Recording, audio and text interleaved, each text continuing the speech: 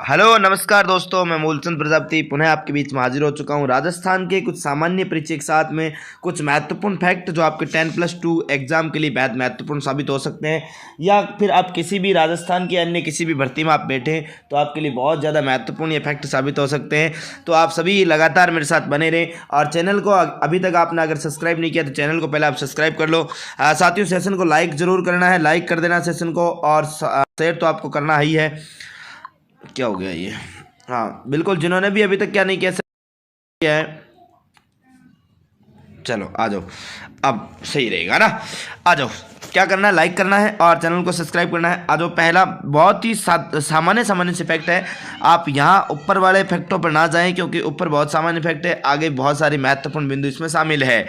तो राजस्थान की राजधानी सब जानते हो जयपुर में है। साथियों, आपसे पूछा जाए कब बनी थी? 30 मार्च 1949 ईस्वी को राजस्थान की राजधानी जयपुर बनी थी, जो कि राजस्थान के एकीकरण के चौथे चरण में बनी थी, आपको पता होना चाहिए। नेक्स्ट देखो साथियों, राजस्थान का क्षेत्रफल 3,42,239 वर्ग किलोमीटर है। जबकि राजस्थान की बात करें साथियों, राजस्थान की लंबाई जो है यानी कि उत्तर से दक्षिण जो लंबाई है वह 826 किलोमीटर है। जबकि राज्य की चौड़ाई साथियों पूरे से पश्चिम यानी 869 किलोमीटर है। सर्वाधिक गर्म स्थान की बात करें साथियों, राजस्थान में सर्वाधिक गर्म स्थान चूरू है। जबकि सर्वाधिक ठंडा स्थान पूछा जाए तो माउंट आबू जो है आपके सर्वाधिक ठंडा स्थान हो जाएगा। सर्वाधिक लू व आंधी वाला जिला पूछा जाए तो वह आपके श्री गंगानगर हो जाएगा। जबकि राज्य के सबसे नजदीक स्थित बंदरगाह की बात करें तो कांडला बंदरगाह साथियों गुजरात में पड़ता है। कहां पर पड़ता है? गुजरात में पड़ता है, बिल्कुल आपको पता होना चाहिए। नेक्स्ट देखो साथियों, राजस्थान की अंतर्राष्ट्रीय सीमा जो है वो कितनी है? तो राजस्थान की अंतर्राष्ट्रीय सीमा साथियों एक ही राष्ट्र के साथ लगती है, और वो तो लगती है किसके साथ में? पाकिस्तान के साथ लगती है, और वह टोटल कितनी लगती है? 1070 किलोमीटर लगती है।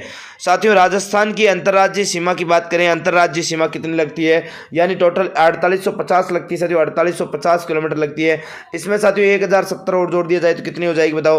4800 साथियों 5800 हो गई, 5800 से 5920 हो गई, है ना।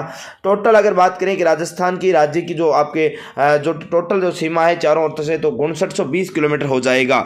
साथियों नेक्स्ट देखो, राज्य की सबसे लंबी नदी कौन सी है? तो राज्य की सबसे लंबी नदी तो चंबल नदी है। जबकि राज्य की 12 नदियां कौन कौन सी है? तो चंबल व माही नदी है।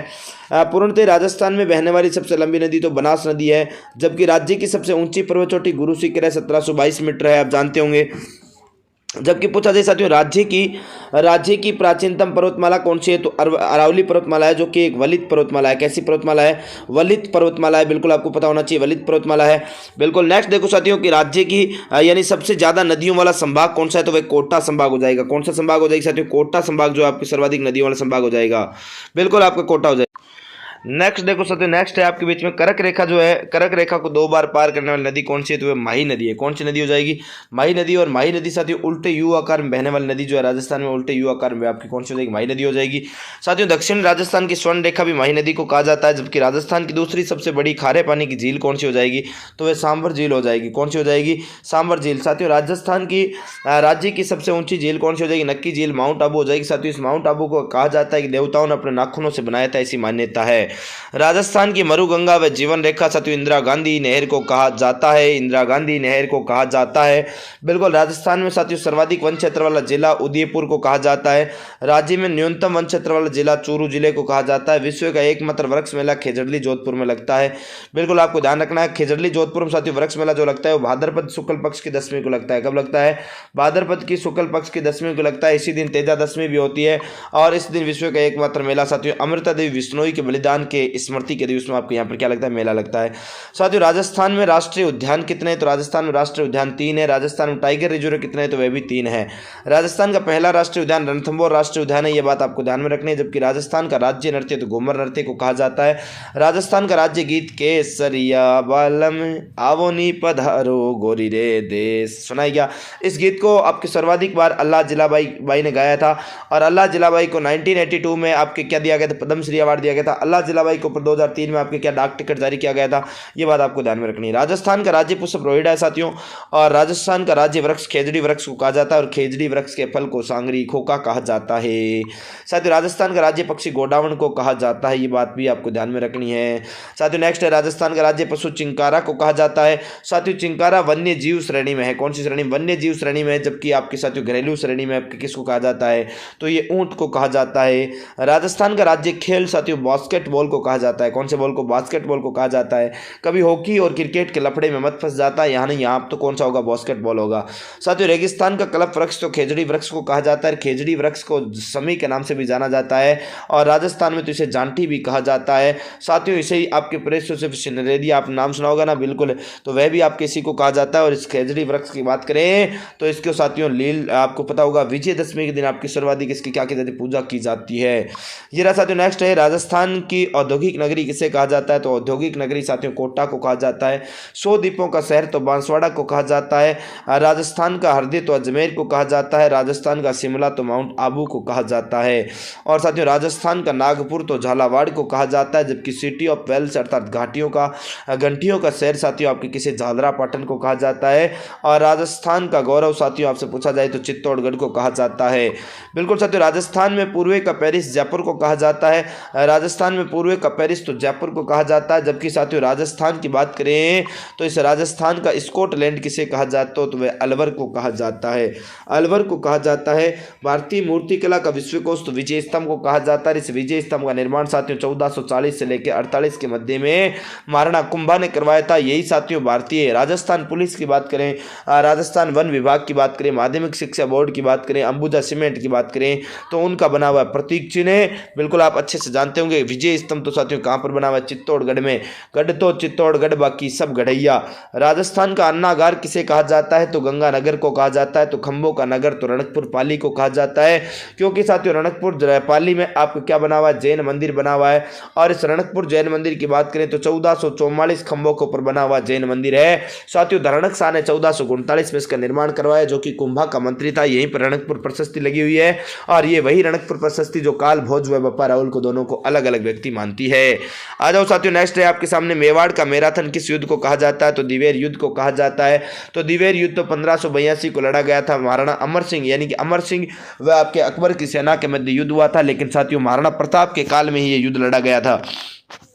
साथियों आपसे पूछा जाए कि राजस्थान का खजुराहो तो किसे कहा जाता है, तो किराड़ू को कहा जाता है। तो किराड़ू तो बाड़मेर में पड़ता है, जबकि वास्तविकता में खजुराहो साथियों मध्य प्रदेश में पड़ता है। ये बात ध्यान रखना। मेवाड़ का खजुराहो पूछा जाए साथियों, यहाँ पर देखो दे भी रखा है, देखो क्या दे रखा है कि मिनी राजस्थान का मिनी खजुराहो तो भंडदेवरा को कहा जाता है। भंडदेवरा को हाड़ौती का खजुराहो भी कहा जाता है। साथियों मेवाड़ का खजुराहो तो जगत अंबिका माता मंदिर को भी कहा जाता है। राजस्थान का पंजाब तो सांचौर को कहा जाता है। सांचौर तो साथियों जालोर में पड़ता है। इसी सांचौर जालोर के पास में किलेरियों की ढाणी, और इस किलेरियों की ढाणी में आपके गोगा जी की ओल्डी पड़ती है। राजस्थान की धातु नगरी तो नागौर को कहा जाता है। राजस्थान का जिब्राल्टर तो तारानगर अजमेर को कहा जाता है। ये बात आपको ध्यान में रखनी है। जबकि राजस्थान का भुवनेश्वर तो साथियों ओसिया को कहा जाता है, और ओसिया जोधपुर को कहा जाता है। ओसिया जोधपुर में पड़ती है। इसी ओसिया में साथियों बना हुआ है सूर्य मंदिर, जिसे तो राजस्थान का कोणार्क कहा जाता है। इस ओसिया की बात करें यानी यहाँ पर सूर्य मंदिर बना हुआ, इसे आपके राजस्थान का कोणार्क कहा जाता है। इसी को ब्लैक पेगोडा भी कहा जाता है। राजस्थान की सूर्य नगरी तो जोधपुर को कहा जाता है। राजस्थान की नीली नगरी भी जोधपुर को कहा जाता है। बिल्कुल आपको ध्यान में रखना है। जल महलों की नगरी तो डीग भरतपुर को कहा जाता है। इस डीग भरतपुर में साथियों सूरजमल जाट है, और बदन सिंह ने आपके सर्वाधिक जल महलों का निर्माण करवाया। यहाँ पर फवारा महल है, सर्वोत्तम महल है, विलास महल है, आदि कई सारे महत्वपूर्ण जो महल है यहाँ पर बने हुए हैं। बिल्कुल आपको ध्यान रखना है, यहाँ पर बने हुए हैं। राजस्थान में ग्रेनाइट का शहर साथियों किसे कहा जाता है, तो ग्रेनाइट का शहर तो जालोर को कहा जाता है। किसे कहा जाता है, जालोर को कहा जाता है। राजस्थान का कश्मीर तो उदयपुर को कहा जाता है। ये बात आपको ध्यान रखना है। साथियों उदयपुर में बना हुआ है आपके सज्जनगढ़ पैलेस, जिसे तो उदयपुर की मकुटमणि के नाम से, मानसून पैलेस के नाम से भी जाना जाता है। आज साथियों राजस्थान की म्यूजियम सिटी तो जैसलमेर को कहा जाता है। यहाँ पर जिन भद्र सूरी भूमिगत संग्रहालय भी बना हुआ है। साथियों पहाड़ों की नगरी तो डूंगरपुर को कहा जाता है। ये बात आपको ध्यान में रखना है। बावड़ियों का शहर तो बूंदी को कहा जाता है। ये बात भी आपको ध्यान में रखना है। साथियों मारवाड़ का अमृत सरोवर तो जवाई बांध को कहा जाता है। जवाई बांध तो पाली में पड़ता है। कहाँ पर पड़ता है रे, ठीक है। तीर्थों का भांजा साथियों मचकुंड धौलपुर को कहा जाता है। ये बात आपको ध्यान में रखना है। जबकि तीर्थों की नानी तो साथियों देवयानी सांभर को कहा जाता है। प्राचीन भारत का टाटा नगर तो साथियों रेड टोंक को कहा जाता है। बिल्कुल आपको ध्यान रखना है। ये रहा साथियों नेक्स्ट प्रश्न आपके बीच में। ये क्या कह रहा है, देखो ये क्या कह रहा है साथियों, राजस्थान की अणु नगरी रावत भट्टा चित्तौड़गढ़ को कहा जाता है। तो थार की वैष्णो देवी तो तनोट माता को कहा जाता है। तो राजस्थान की वैष्णो देवी तो अर्बुदा माता को कहा जाता है, जो कि माउंट आबू में है। साथियों वास्तविक वैष्णो देवी की बात करें तो कटरा आपके जम्मू कश्मीर में पड़ता है। वहाँ कटरा जम्मू कश्मीर में वास्तविक वैष्णो देवी का आपके मंदिर बना हुआ है।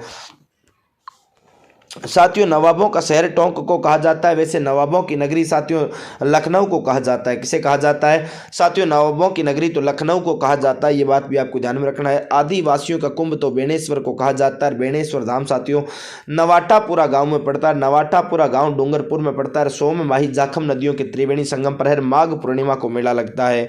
राजस्थान का वेलोर तो भैंसरोडगढ़ दुर्ग को कहा जाता है। भैंसरोडगढ़ दुर्ग तो चित्तौड़गढ़ में पड़ता है। और साथियों यह तो जल दुर्ग है। भैंसा साहब रोड़ा सा दो व्यापारियों ने इसका निर्माण करवाया, इसलिए व्यापारिक दुर्ग भी कहलाता है। राज्य की मोनालिसा तो बनी ठनी पेंटिंग को कहा जाता है। बनी ठनी पेंटिंग की मैं बात करूं तो साथियों बनी ठनी पेंटिंग तो आपके किशनगढ़ की प्रसिद्ध है। सावंत सिंह के काल में नागरीदास का आपने नाम सुना होगा साथियों, उनकी आपकी ये पेंटिंग है जिसे भारत की मोनालिसा कहा जाता है। राजस्थान का अबुल फजल तो मोहनोत नैणसी को कहा जाता है। मोहनोत नैणसी ने नैणसी ख्यात और मारवाड़ प्रगनारी विगत नामक पुस्तकें लिखी थी। डिंगल भाषा का हैरोंस तो पृथ्वीराज राठौड़ को कहा जाता है। पृथ्वीराज राठौड़ को कहा जाता है। तो आदिवासियों का मसीहा तो मोतीलाल तेजावत को कहा जाता है।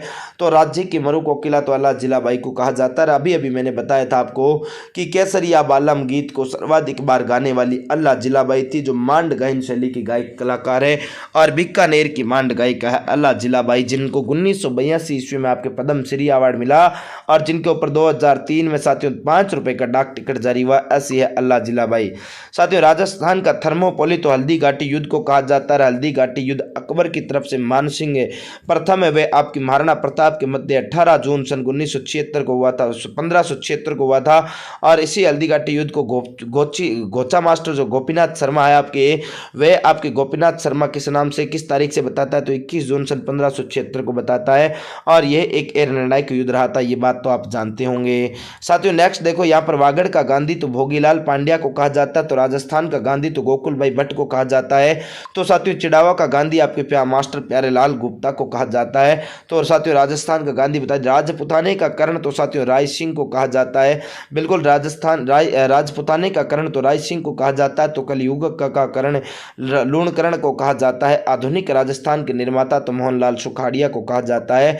इस प्रकार साथियों ये आज के कुछ महत्वपूर्ण फैक्ट जो है, ये महत्वपूर्ण फैक्ट जो है आपके हुए कंप्लीट। किसी स्टूडेंट ने मुझे ये पीडीएफ बनाकर भेजी, इसलिए मैंने ये आपके लिए वीडियो बना दिया। तो वीडियो अंत तक देखने के लिए आपका बहुत बहुत धन्यवाद। कैसा लगा आपको ये वीडियो कमेंट करके जरूर बताएं। ऐसे ही और महत्वपूर्ण फैक्ट प्राप्त करने के लिए आप लगातार हमारे साथ जुड़े रहें और कमेंट करके जरूर बताएं। अंत तक वीडियो देखने के लिए आपको बहुत बहुत धन्यवाद। सेशन को लाइक कर दें, चैनल को सब्सक्राइब कर दें। फिर मिलते हैं नेक्स्ट एपिसोड में नए वीडियो के साथ। तब तक के लिए आपको बहुत बहुत धन्यवाद। जय हिंद, जय भारत, राम राम, राधे राधे।